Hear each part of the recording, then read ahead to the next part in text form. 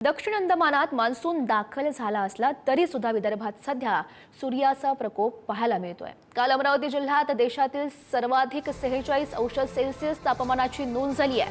हवामान खात्याने विदर्भात पुढील 5 दिवस उष्णतेची तीव्र लाट कायम राहण्याचा इशारा दिलाय।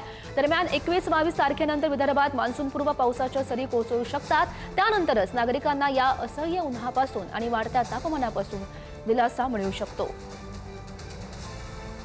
आजही उष्णतेची लाट कायम आहे। 3 जिल्ह्यांना ऑरेंज अलर्ट देण्यात आलेला आहे आणि त्यामध्ये अकोला, अमरावती आणि वर्धा या 3 जिल्ह्याचा समावेश आहे। मी सध्या आहे अमरावती शहरातील जयस्तंभ चौकामध्ये।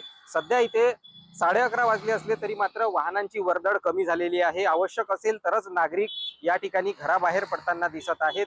हा चौक मुख्यतः जर बघितला तर पूर्ण गजबजलेला असतो, मात्र उन्हाचा तडाखा नागरिकांना सोसावा लागत असल्यामुळे सध्या इथली परिस्थिती जर बघितली तर आजही दुकानं अजून उघडलेले नाही आहेत आणि अशीच परिस्थिती कायम सतत पुढील 5 दिवस राहणार असल्याची शक्यता देखील हवामान विभागाने वर्तवलेली आहे। कालचा जर अमरावतीचा पारा बघितला तर 45.6° तापमान अमरावतीचं नोंदवलं गेलं होतं। याच पाठोपाठ अकोला आणि वर्धा जिल्ह्याचा पारा देखील वाढलेला आहे।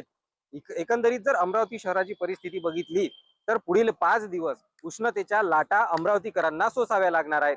त्यामुळे आवश्यक असेल तरच घराबाहेर पडावं, अन्यथा घराबाहेर पडू नये अशा सूचना आरोग्य विभागाकडून दिलेल्या आहेत। गेल्या महिनाभरापासून उष्णतेचा परिणाम जो आहे तो उष्माघाताच्या रुग्णांवरती झालेले आहेत। एका महिनाभरामध्ये जर बघितलं तर 12 रुग्ण उष्माघाताचे आतापर्यंत आढळल्याची नोंद रुग्णालयामध्ये झालेली आहे। त्यामुळे आवश्यक असेल तर घराबाहेर पडावं, अन्यथा पडू नये अशा सूचना जिल्हा प्रशासनाकडून देण्यात आलेल्या आहेत। छगन जाधव, पुढारी न्यूज, अमरावती।